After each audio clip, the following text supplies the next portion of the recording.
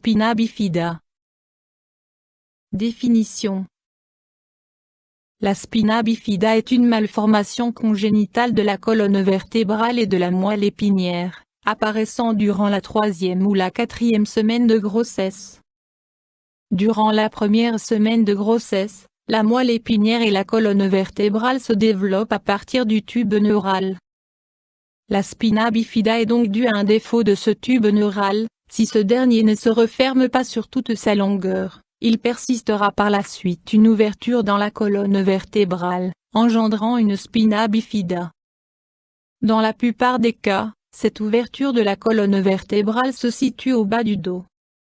Les conséquences d'une spina bifida chez le nouveau-né dépendent du degré de lésion de la moelle épinière. Le bébé peut donc souffrir de troubles allant de légères difficultés de mouvement à une section totale de la moelle épinière ainsi que des problèmes mentaux et fonctionnels. Une complication grave commune est l'hydrocéphalie. Dans ce cas, la spina bifida engendre une accumulation de liquide dans les ventricules cérébraux, cavité du cerveau, et une dangereuse élévation de la presse intracrânienne. Une spina bifida peut être découverte lors d'un diagnostic prénatal, échographie avant la naissance. Les filles sont plus touchées que les garçons. L'accumulation de cas de spina bifida dans une famille démontre l'hérédité de cette malformation. En Suisse, moins d'un nourrisson sur 1000 est concerné. Forme. On différencie la spina bifida apostrophe ouverte apostrophe de la apostrophe fermée apostrophe. Spina bifida fermée, spina bifida occulta. Uniquement les arcs vertébraux ne sont pas complètement fermés. La moelle épinière et les méninges, peau de cette dernière, ne sont pas touchés. Les patients ne présentent en général pas de symptômes locaux visibles. Spina bifida ouverte. Spina bifida aperta, les méninges, accompagnés ou non de la moelle épinière, sortent par l'ouverture de la colonne vertébrale et forment une bosse, visible sous la peau du dos. Cause. De nos jours, les causes d'une spina bifida ne sont pas totalement connues. L'apparition de défauts du tube neural chez plusieurs membres d'une famille indique que cette maladie est génétique, héréditaire. Il semblerait que des facteurs extérieurs soient également en jeu, parmi lesquels, carence en acide folique, vitamine B9, ou troubles du métabolisme de ce dernier durant la grossesse. Prise d'un médicament antiépileptique durant la grossesse. Infection virale de la mère au début de la grossesse, rubéole, toxoplasmose. Radiation au début de la grossesse, radiographie, scan. Troubles, symptômes. L'ouverture située dans le dos du fœtus est visible lors d'un diagnostic prénatal par échographie. Cette découverte ne permet par contre pas de connaître la gravité des troubles qui seront présents chez le nourrisson. La palette des troubles va d'un léger trouble moteur à de graves handicaps physiques et mentaux.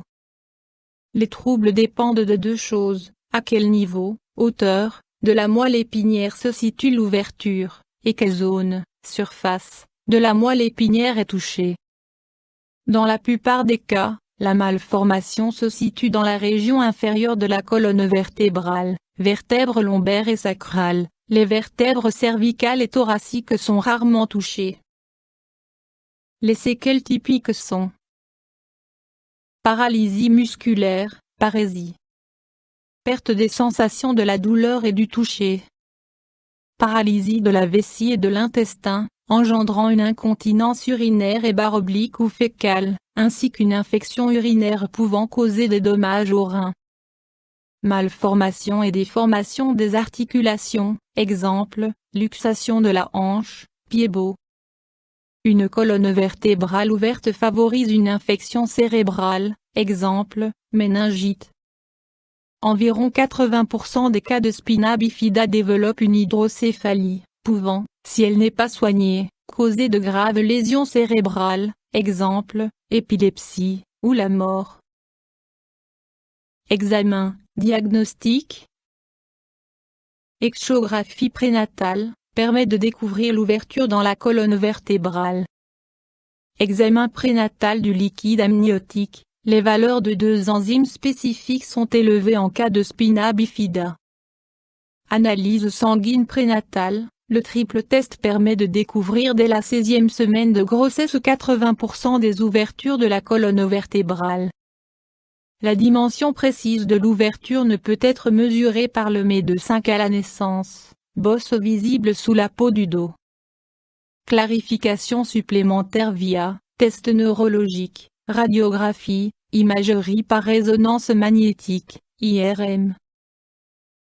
Option thérapeutique.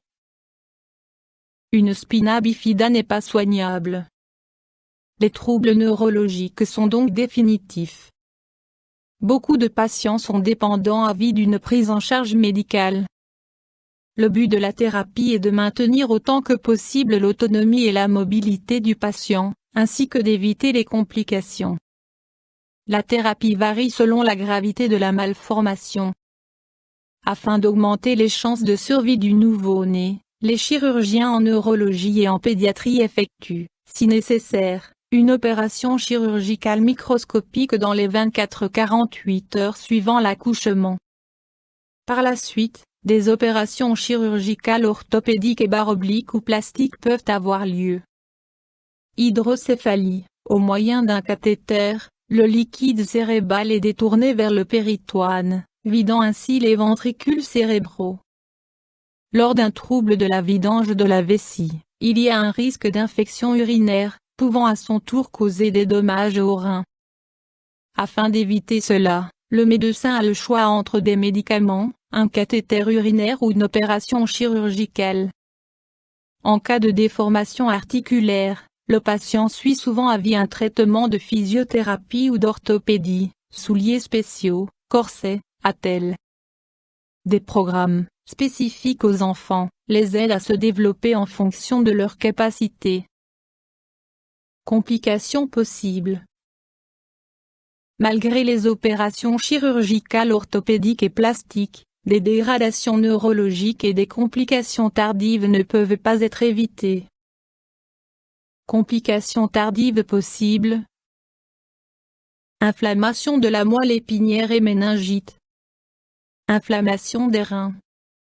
Détérioration précoce des articulations, arthrose. Une hydrocéphalie qui n'est pas soignée peut causer de graves lésions cérébrales, voire la mort. Mesures préventives. Plusieurs études ont démontré que la prise de compléments alimentaires riches en acide folique, vitamine B9, réduit les risques de spina bifida. Il est donc conseillé aux femmes souhaitant un enfant de consommer ces compléments alimentaires, au minimum 4 semaines avant puis 8 semaines durant la grossesse.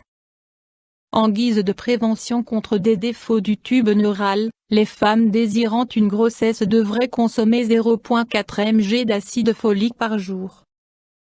Les femmes à risque, cas connus de spina bifida ou de défaut du tube neural dans la famille, devraient prendre 4 à 5 mg d'acide folique par jour.